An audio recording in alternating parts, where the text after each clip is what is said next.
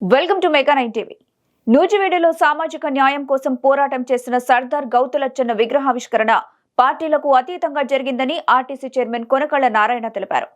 ఆ కార్యక్రమానికి వైసీపీ నాయకుడు జోగి రమేష్ అనుకోకుండా వచ్చారన్నారు. అయిష్టంగా తప్పని పరిస్థితుల్లోనే కార్యక్రమం చివరి వరకు తాము ఉన్నట్టు కొనకళ్ళ తెలిపారు. జోగి రమేష్ వస్తున్నారన్న విషయం తమకు తెలియదని, తెలిస్తే ప్రత్యామ్నాయాలు చూసుకునేవాళ్లమన్నారు. జోగికి తమకు ఎలాంటి సంబంధాలు లేవన్నారు.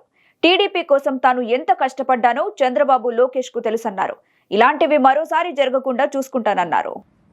15వ తారీఖు మొన్న ఆదివారం నాడు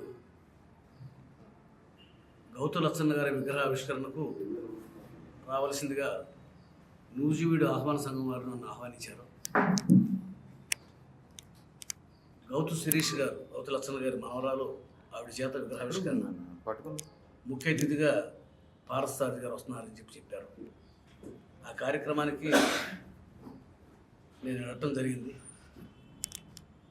అక్కడికి వెళ్ళిన తర్వాత, ఆ ఊర్లోకి వెళ్ళిన తర్వాత జోగి రమేష్ కూడా ఆ కార్యక్రమానికి రావడం జరిగింది. మేమంతా కూడా ఆశ్చర్యపోయాం. ఇది మా వరకు పిలిచిన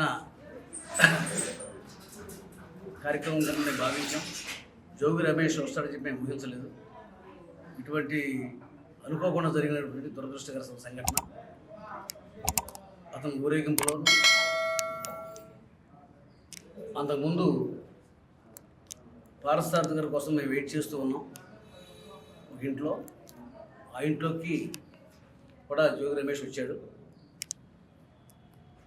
మేము ముభావంగానే మేము ఉన్నాము, అయిష్టంగానే ఉన్నాం. కానీ లచ్చన్న గారి విగ్రహావిష్కరణ సభ రసాబస కాకూడదన్న ఉద్దేశంతో, అంతరాయం కలగకూడదన్న ఉద్దేశంతో మేమంతా ఊహించి అక్కడ విగ్రహ కమిటీ వాళ్ళు ఏర్పాటు చేసినటువంటి ఊరేగింపులో పాల్గొని లచ్చన్న గారి విగ్రహావిష్కరణ చేసి మళ్ళీ బహిరంగ సభకు రావడం జరిగింది. ఈ కార్యక్రమాల్లో జోగి రమేష్ వస్తాడని, మొత్తం పాల్గొంటాడని మేము ఊహించలేదు. ఊహించి ఉంటే నిర్వాహకులకు చెప్పి దాన్ని వేరేగా సంబంధం లేకుండా నిర్వహించేవాళ్ళం. మరి దురదృష్టకరమైన సంఘటన. అతను మేము కలిసి పాల్గొనడం. రాజకీయ ప్రత్యర్థి జోగి రమేష్ నాకు. ఇది సోషల్ మీడియాలో అవగాహన లేక తప్పుగా అర్థం చేసుకుని మా పైన సోషల్ మీడియాలో మాట్లాడుతూ ఉన్నారు. అవన్నీ కరెక్ట్ కాదు. జోగి రమేష్ని మేము ఆహ్వానించలేదు.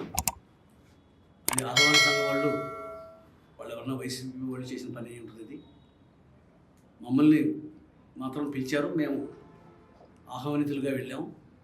ఇలా కార్యక్రమాన్ని పూర్తి చేసి వచ్చాం. అక్కడ జోగి రమేష్తో కలిసి ఆ కార్యక్రమంలో పాల్గొన్నందుకు నాకు చాలా ఇబ్బంది అనిపించింది. అయిష్టంగానే పాల్గొన్నాం. తప్పని పరిస్థితిలో లచ్చన్న గారి విగ్రహావిష్కరణకి అంతరాయం కలగకూడదని చెప్పి మేము పాల్గొని వచ్చేసాం. దాంట్లో గౌతు శిరీష్ గారు, పారసారథి గారు కూడా, మేము ముగ్గురం కూడా ఈ సంఘటన మాకు ఇబ్బంది కలిగించింది. ఇది ఉద్దేశపూర్వకంగా జోగి రమేష్ని ఆ సభలోకి వస్తాడని మేము ఊహించలేదు. ఊహించి ఉంటే మేము వేరే ప్రత్యామ్నాయ మార్గం ఆలోచించి ఉండేవాళ్ళం. తీరా వెళ్ళిన తర్వాత, జరిగిన తర్వాత దాన్ని అవాయిడ్ చేయలేక ఆ కార్యక్రమాన్ని కొనసాగించాం. దీనివల్ల పార్టీ శ్రేణులు కొంతమంది అపోహలు ఇబ్బంది పడి ఉంటారు. ఇది ఉద్దేశపూర్వకంగా జరిగింది కాదు. జోగి రమేష్ని మేము ఆహ్వానించలేదు. జోగి రమేష్తో మాకు ఏ రకమైన సంబంధాలు లేవు. అతను మాకు రాజకీయ ప్రత్యర్థి. ఇది అనుకోకుండా విగ్రహావిష్కరణలో అనుకోకుండా ఒకే కార్యక్రమంలో పాల్గొల్సి రావడం దురదృష్టకరం. దీని గురించి సోషల్ మీడియాలో అర్థం చేసుకోలేక, అపార్థం చేసుకుని కొంతమంది రకరకాలుగా పోస్టింగ్ పెడతా ఉన్నారు. ఇది కాదు. ఇది మేము పార్టీకి విధేయులు. గౌతులచ్చన్న గారు అమ్మాయి మనవరాలు శిరీష్ కానీ, పారసారథి గారు కానీ, మేము కానీ తెలుగుదేశం పార్టీకి ముఖ్యమైన నాయకులు, మేము విధేయులు. ఆ పార్టీ శ్రేయస్సు తప్ప మాకు ఎవరి శ్రేయస్సు మాకు ముఖ్యం కాదు. చంద్రబాబు నాయుడు గారికి, వారి కుటుంబానికి నేను రాజకీయంగా చాలా అభిమాని. నేను పార్టీ కోసం, పార్టీ నాకు చాలా అవకాశాలు ఇచ్చింది. పార్టీకి ద్రోహం చేసే పని నేను ఎప్పుడు చేయను. ఇది యాదృచ్ఛికంగా అనుకోకుండా జరిగింది, అయిష్టంగా జరిగింది. మేము దీన్ని ఇష్టపూర్వకంగా ఏమీ భావించలేదు. చాలా మళ్ళీ ఇటువంటి సంఘటన పునరావృతం కాకుండా, రిపీట్ కాకుండా జాగ్రత్తలు తీసుకుంటాం. ఎవరైనా ఆహ్వానిస్తుంటే ఆ ఆహ్వానానికి ఎవరెవరు వస్తున్నారు, ఎవరెవరిని పిలవాలి, అది మేము నిర్దేశించి ఇటువంటి సంఘటన మళ్ళీ పునరావృతం కాకుండా చూసుకుంటాం. దయచేసి కార్యకర్తలు కానీ లేకపోతే సోషల్ మీడియా రాసేవాళ్ళు కానీ అర్థం చేసుకోవాల్సిందిగా కోరుతాం.